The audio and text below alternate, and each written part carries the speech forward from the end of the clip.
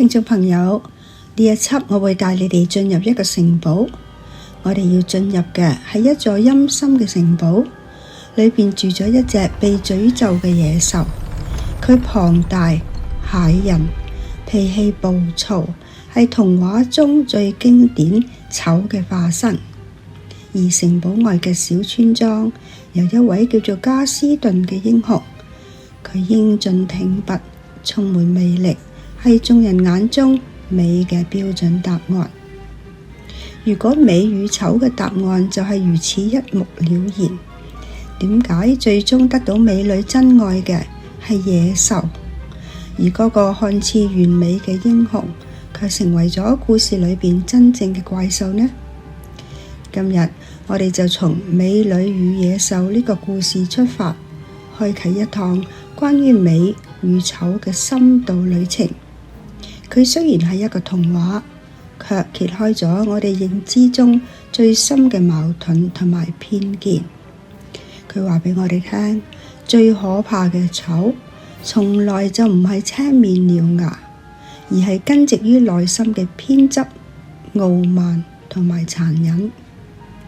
加斯頓用完美嘅皮囊包裹住自私嘅靈魂，而野獸嘅猙獰外表囚禁住一顆等待被理解、學習去愛嘅溫柔嘅心。女主角貝兒就係呢一場辯證中最重要嘅眼睛。佢最初因為恐懼城堡裏邊嗰隻野獸而逃避，但係最終佢學會咗看見。佢看見野獸笨拙背後嘅孤獨同埋善良。貝兒話：佢雖然外表兇猛，但我看見了他的心。呢個故事讓我哋要探討嘅係美與醜嘅定義權，究竟係喺邊個嘅手中呢？係嗰啲喧鬧嘅群體對美嘅定義啊，還是係個體自己真實嘅感知呢？當整個村莊為加斯頓歡呼，認定貝兒應該嫁俾呢一個美男子嘅時候，貝兒卻選擇隨自己內心真實嘅感受與真愛，抵抗咗社會對美嘅單一標準，去愛一隻外表醜陋但學會咗去愛與被愛嘅野獸。貝兒打破咗以貌取人嘅偏見，喺最後一片玫瑰花瓣凋落之前，貝兒嘅真愛，佢嘅眼淚破除咗魔咒。美女與野獸唔單止係一個童話，佢亦係一面寫喺心靈上嘅鏡子。佢邀請我哋問自己：我哋嘅眼睛係咪亦都被固有嘅美醜嘅定義所困？我哋能唔能夠好似貝兒一樣，擁有穿透表象嘅勇氣，去發現人性真正綻放嘅美麗呢？而家我哋就一齊走進呢一個充滿矛盾與反思嘅世界，重新認識你所認為嘅美與醜。同時，我哋會翻開歷史與文化嘅長卷，睇下東施效顰嘅麻木，獐頭鼠目嘅標籤，愛對他，佢超越外形嘅德行光輝，去探討我哋點解咁容易被第一眼嘅表象所綁架。醜通常被視為係美嘅對立面，但美醜嘅標準係受文化、時代、個人主觀影響。喺藝術或者設計中，醜可能係源於唔協調嘅比例、衝突嘅色彩或者混亂嘅結構，但現代藝術亦經常刻意運用醜去挑戰傳統美感。喺神話同埋民間傳說中，醜亦經常與怪物、鬼魅掛鈎，反映人類對未知或者異常形態嘅排斥。喺現實中，醜亦可能指一種偏見，好似外貌歧視，反映人亦經常將外表與價值掛鈎，而忽略咗內在嘅價值。醜亦都可以視為一種社會現象，例如污染、破壞自然、雜亂嘅城市景觀等。社會裏邊嘅不公、剝削、欺壓，亦都被形容成為醜陋嘅現象。中國傳統文化對醜嘅討論，從未停留於表面。中文常以醜惡形容道德缺陷，好似虛偽、殘忍、貪婪，呢啲同外表無關，而係行為或者心靈嘅扭曲。醜亦都經常與恥，即係羞恥相連。中國人嗰句你知唔知個醜字點寫，簡直精彩、銳利、刺中要害。呢句質問正正係提醒我哋，真正嘅醜或者係始於對自身缺失嘅無知，對他人苦難嘅漠視。就好似一啲高高在上嘅政治人物，佢哋一邊廂到處燃起戰火，不斷轟炸別國，令到無數嘅孩子平民傷亡，國破家亡；一邊廂就堂而皇之講人權，講保護孩子，呢啲就係最典型嘅你知唔知個醜字點寫？中國有好多同醜相關嘅成語、詩詞同埋故事，反映從外貌、道德對社會批判嘅多重意義。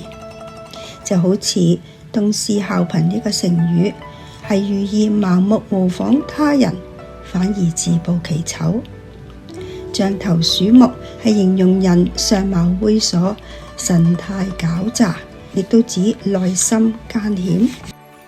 牛鬼蛇神係比喻形形色色醜惡嘅人或者腐朽嘅事物。自慚形穢係指外表或者才德不如他人而感到羞愧，側面反映醜嘅相對性。李白有一首詩叫做《妾薄命》：昔日芙蓉花，今成斷根草。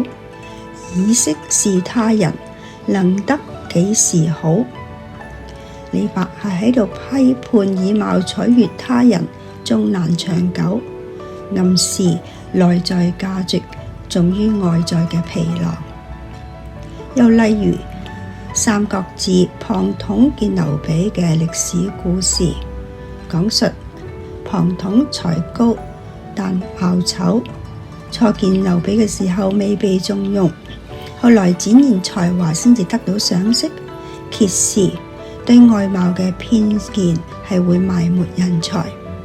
而莊子德充父嘅故事，講述衛國人愛戴他，佢雖然貌醜，卻因為德行令人敬仰，男男女女都願意追隨佢。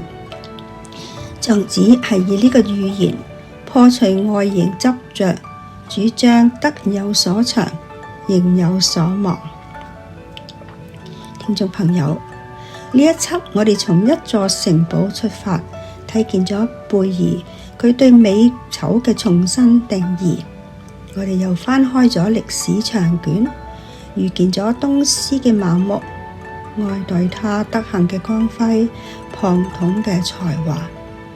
呢一路，我哋其實係喺度追問緊一個問題：當我哋話一個人美與醜嘅時候，我哋究竟係喺度睇啲乜嘢呢？係皮囊，還是係靈魂？係瞬間嘅印象，還是係一生嘅重量？係別人嘅眼睛，還是係自己內心嘅聲音呢？答案其實可能比我哋想象之中簡單，亦可能更難。簡單嘅係，歷史一早就已經話咗俾我哋聽。嗰啲真正被記住嘅美，從來就唔係嗰啲精緻嘅五官，而係有溫度嘅靈魂。杜甫喺貧困潦倒，佢佢依然深繫天下蒼生嘅情懷。佢寫下安得廣廈千萬間，大庇天下寒士俱歡顏嘅絕唱。李白喺仕途失意嘅時候話：長風破浪會有時。佢哋嘅容顏早已消失喺千年塵土中，但佢哋留下嘅文字與風骨，卻讓我哋隔住時空，依然覺得美。難嘅係，活在今時今日嘅我哋，每一日都喺度被各種美嘅標準轟炸。社交媒體上嘅濾鏡，廣告裏邊吹捧嘅完美面孔，旁人嘅評價等等，我哋太習慣用看去判斷，卻忘記咗用心去看。美與醜從來就唔係一道關於外表嘅選擇題，佢係一場關於看見嘅修行。你睇到嘅其實係你自己。當你只睇到別人嘅缺陷，嗰個係你內在嘅匱乏喺度講嘢。當你見到醜背後嘅傷痕同埋善良，嗰個就係你嘅溫柔被喚醒咗。喺呢一輯結束前，我想講，希望我哋能夠成為用心去看嘅人，就好似貝兒看見野獸學習去愛嘅勇氣同埋溫柔。我希望我哋能夠睇到自己臉上或者唔完美，佢係獨一無二嘅生命痕跡。我哋無需要盲目嘅去攀比，無需要盲目嘅去追隨別人嘅眼光。世間上根本就冇絕對嘅美醜，只有一顆心，佢可以穿透表象，觸摸到另外一顆心嘅溫度。從此之後，希望我哋不再只用眼睛去評判呢個世界。